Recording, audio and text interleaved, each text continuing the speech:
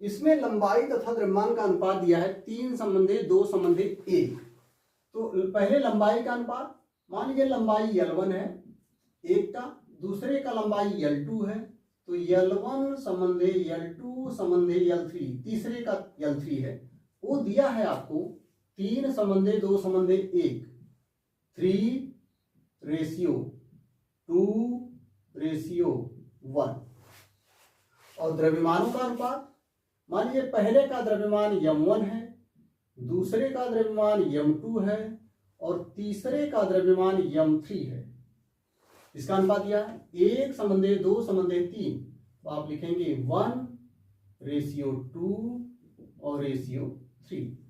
ये आपका दूसरा सवाल है कि एक ही धातु के 3 तार हैं, उनकी लंबाइयों और द्रव्यमानों का अनुपात ये क्रमशः है, तो प्रतिरोधों का अनुपात निकालना है।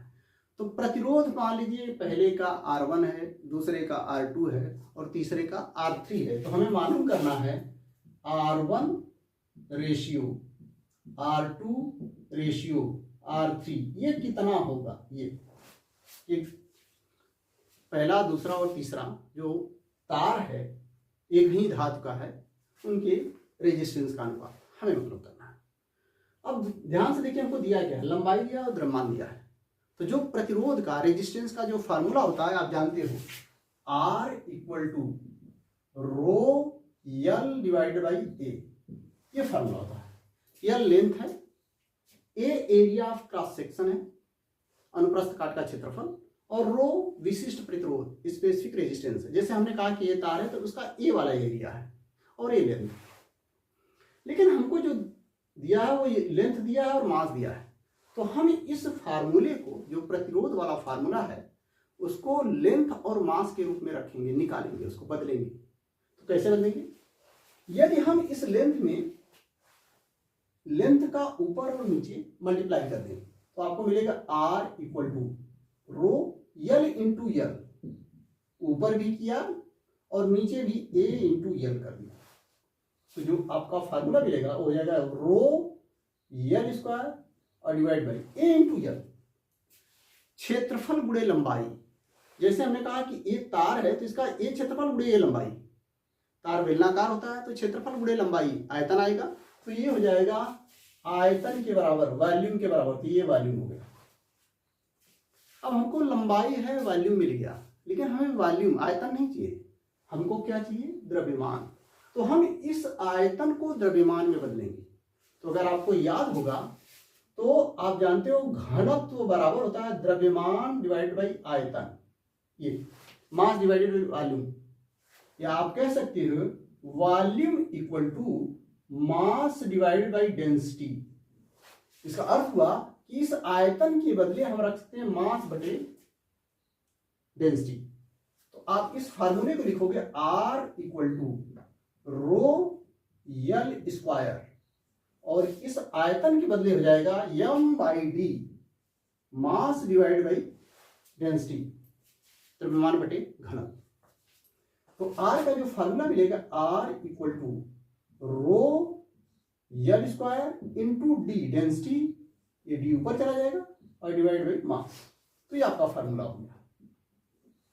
अब ध्यान से देखिए, R अब जो आ गया आपका लेंथ और मास के रूप में आ गया कि एक ही धातु का है तो डेंसिटी भी सभी के लिए एक ही होगा, और धातु एक ही है तो विशिष्ट प्रतिरोध भी एक होगा। इसका अर्थ हुआ कि जो प्रतिरोध है, रेजिस्टेंस है, वो लंबाई के स्क्वायर के समानुपाती और मास के व्युत्क्रमानुपाती है, इनवर्सली प्रोपोर्शनल है। तो इसी पे डिपेंड करेगा। तो जब फार्मूला हम बनाएंगे अलग अलग, तो इसके लिए R1 के लिए, पहले के लिए R1 = हो जाएगा ρL1² divide by m1 × d। दूसरे के लिए इसी तरह लिखेंगे R2 ρL2² divide by m2 × d। तीसरे के लिए लिखेंगे R3 = ρL3² divide by m3 × d। ये तीनों हो गया। तो जब अनुपात निकालेंगे तो जो एक है वो कट जाएगा, ρd हर जगह है, कैंसल हो जाएगा। तो जो रेशियो मिलेगा R1 संबंधे R2 संबंधे R3 equal to, यहाँ L1 का वर्ग डिवाइड बाई M1 है, तो L1 square divide by M1, बाकी रो और डी कट जाएगा, सब में है, अनुपात जब लेंगे बटा करेंगे तो कट जाएगा।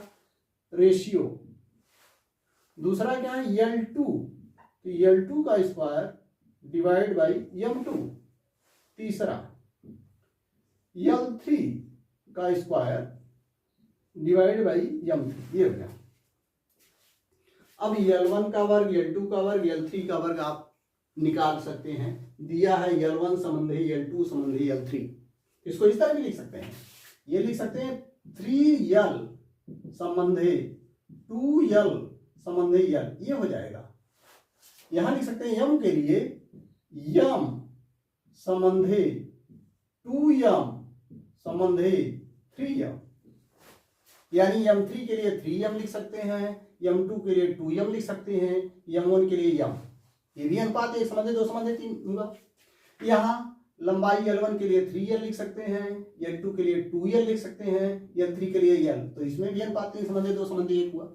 यही मान यहाँ पे रखेंगे तो आपको मिलेगा R1 संबंधी R2 संबंधी R3 इक्वल टू, L1 की जगह हमने रखा 3L, तो 3L का square 9L square divide by M1 की जगह रखा M, ये M1 के प्लेस में M रख दिया। रेशियो L2 का स्क्वायर, L2 की जगह 2L, तो 2L का स्क्वायर 4L स्क्वायर, M2 की जगह 2M, M2 के स्थान पर 2। रेशियो L3 की जगह L, तो L का स्क्वायर डिवाइड बाई M3 की जगह 3M, अब जो एक है वो कट जाएगा, L स्क्वायर, M, दो से इसमें भाग देंगे तो 2 दूना 4, यहाँ 9 हुआ, यहाँ 2 हुआ, यहाँ 1/3 हुआ, तो जो आपको मिला R1 ratio R2 ratio R3 equal to 9 ratio 2 ratio 1/3। अब 3 का सब में मल्टीप्लाई कर दिया, तो जो आपको मिलेगा R1 संबंधी R2 संबंधी R3, 3 का यहां मल्टीप्लाई करेंगे, 9 3 27 26, 3 का यहां करेंगे 3 दूना 6, 3 का यहां करेंगे 3 में 1/3 का, तो 1 आ जाएगा, 3 से 3 बच जाएगा। तो जो अनुपात होगा R1 संबंधी R2 संबंधी R3 इक्वल टू 27/6/8, यानी 27 संबंधी 6 संबंधी 1।